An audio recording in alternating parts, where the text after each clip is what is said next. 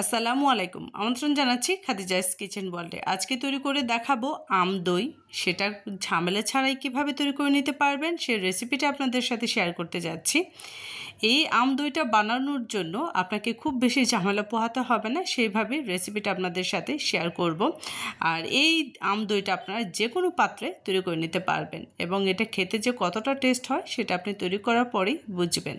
তো আম দইটা বানানোর জন্য আপনাকে দুধটা অনেক বেশি ঘন জাল দিয়ে কিন্তু তৈরি করতে হবে না। প্রথমে আমি দই বীজটা নিয়ে নিয়েছি আর এটার পানিটা ঝরিয়ে নিচ্ছি। এখানে আমি 2 টেবিল চামচ টক দই নিয়েছি। আপনারা চাইলে মিষ্টি দইটাও এখানে নিতে পারেন। নর্মাল ফ্রিজে ছিল সেজন্য আমি এটাকে পানিটা ঝরিয়ে নিচ্ছি। এতে করে কিন্তু দইটা পারফেক্ট হবে। তো হাফ লিটার দুধ আমি নিয়েছি আর এটা জাল করে নিচ্ছি। জাল করে নেওয়া মানেই 3টা বলক হলেই কিন্তু উঠিয়ে নেব। এই দুধটা যখন কুসুম গরম অবস্থায় আছে তখন এখানে আমি হাফ কাপ গুঁড়া দুধ অ্যাড করে দিচ্ছি। এই গুঁড়া দুধটা অ্যাড করলে পরে দুধটাকে কিন্তু আপনার অনেকটা জাল দিয়ে ঘন করে দইটা তৈরি করে নিতে হবে না। এটা এতটাই সহজ এই দইটা তৈরি করা। দেখতেই পাচ্ছেন দুধটা কিন্তু এখনও ভালো করে গলেনি, কিন্তু কুসুম গরম অবস্থায় আছে। আর প্যাকেটের দুধ দিয়ে কিন্তু আজকে এই দইটা তৈরি করে নিচ্ছি। আর এই গুঁড়া দুধটা ভালো করে এই দুধটার সাথে মিশে গেলে আমি 3টা বলক দিয়ে নেব। আমি এখানে যে পরিমাণে দইটা তৈরি করে নিচ্ছি তার থেকে বেশি পরিমাণে করতে চাইলে পরিমাণটা বাড়িয়ে দিয়ে কিন্তু এই দইটা তৈরি করে নিতে পারেন।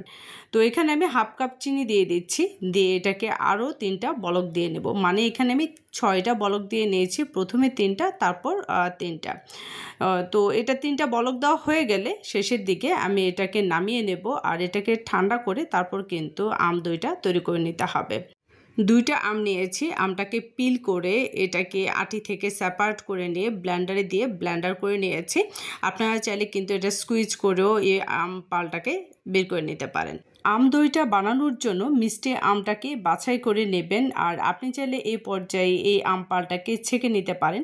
তবে আমি এটা ছাঁকা ছাড়াই তৈরি করে নিচ্ছি, যেহেতু ব্লেন্ডার করে নিয়েছি। আর যে দুধটাকে আমি গরম করে নিয়েছিলাম সেখান থেকে অর্ধেকটা দুধ এই আমপালের সাথে মিশিয়ে নিচ্ছি। আর আপনি চাইলে এটা হ্যান্ড উইক্স দিয়ে করে নিতে পারেন। আপনার হাতে সহ্য হয় ঠিক এরকম কুসুম অবস্থায় যদি দুধটা থাকে তাহলে কিন্তু আমপালের সাথে অ্যাড করবেন, তা না হলে কিন্তু এই দইটা পারফেক্ট হবে না। তো যেই বীজটাকে আমি পানি ঝরিয়ে নিয়েছিলাম সেটা একটা বক্সে নিয়ে নিয়েছি। যে বক্সে আমি দইটা তৈরি করব সেই বক্সের মধ্যে দইটাকে ফেটিয়ে নিচ্ছি। আর যখন এটা ভালো করে ফেটানো হয়ে যাবে তখন বাকি দুধটার সাথে এই টক দইটাকে দিয়ে ভালো করে মিশিয়ে নিচ্ছি। আর যখন এটা মেশানো হয়ে যাবে টক দইয়ের সাথে দুধটা আর বাকি যে আমপালের সাথে দুধটা আমি মিশিয়ে নিয়েছিলাম এই সবগুলো একসাথে অ্যাড করে দেব, দিয়ে ভালো করে এটাকে নেড়ে নিতে হবে। আজকে আমি যেভাবে করে এই আম দইটা তৈরি করে দেখাচ্ছি এইভাবে যদি আপনি আম দইটা তৈরি করেন এতে করে কিন্তু আপনার সহজ হবে। আর আপনি চাইলে কিন্তু আম পালটাকে একটু রান্না করে তারপর পানিটা শুকিয়ে কিন্তু এই দুধটার সাথে অ্যাড করতে পারেন। তবে আমি কোনো ঝামেলায় যাচ্ছি না, খুব সহজ রেসিপিতে আপনাদের সাথে শেয়ার করছি। যেই বক্সটার মধ্যে আমি দই বীজটা ফেটিয়ে নিয়েছিলাম সেই বক্সটার মধ্যেই কিন্তু আমি দইয়ের মিশ্রণটা ঢেলে দিয়েছি। আপনি চাইলে যে কোনো পাত্রে এই দইটাকে তৈরি করে নিতে পারবেন।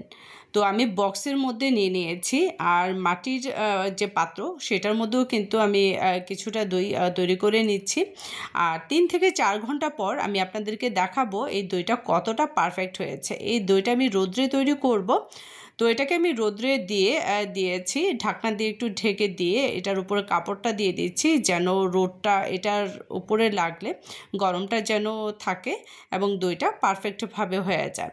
একেবারে কড়া রোদ্রে যদি এই দইটাকে তৈরি করে নিতে চান সেক্ষেত্রে 3-4 ঘন্টা লাগবে, আর যদি কোনো গরম স্থানে রেখে দিয়ে এই দইটা তৈরি করেন সেক্ষেত্রে কিন্তু 6-7 ঘন্টা সময় লাগবে এই দইটা তৈরি হতে। তো আমি এটা 4 ঘন্টা পর আপনাদের সাথে শেয়ার করছি যে দইটা কতটা পারফেক্ট হয়েছে।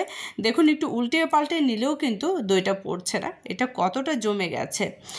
আর এই মাটির হাঁড়ি বলে কিন্তু আমি উল্টে নিতে পারছি, আর যে প্লাস্টিকের বক্সটা আমি নিয়েছি সেটা কিন্তু একটু পিছলেটের টাইপ হয়, সেজন্য এটাকে আমি উল্টাতে পারছি না।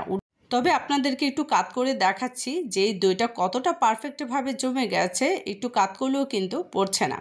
তো এই দইটাকে আমি 2-1 ঘন্টার জন্য নরমাল ফ্রিজে রেখে দেব, তারপর আপনাদেরকে বের করে দেখাচ্ছি।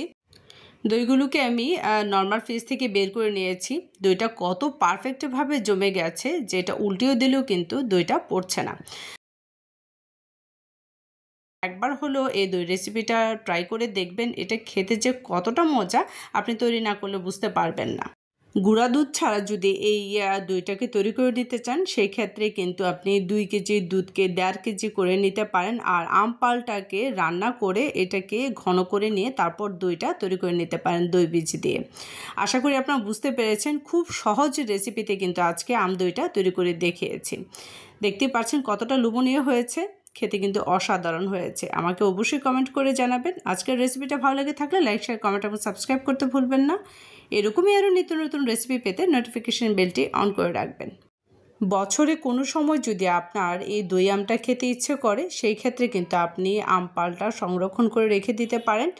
আর এই আম পাল কীভাবে সংরক্ষণ করতে পারবেন তার একটা শর্ট ভিডিও আমার চ্যানেলে দেওয়া আছে। আম সংরক্ষণ পদ্ধতিও কিন্তু আমি শেয়ার করেছি, আপনি চাইলে সেই ভিডিওটাও দেখে নিতে পারেন। বছরের যে কোনো সময় আপনি এই দই, পুডিং আর আমের বিভিন্ন রেসিপি তৈরি করে নিতে পারবেন। আজকের মতো এখানে, আল্লাহ হাফেজ।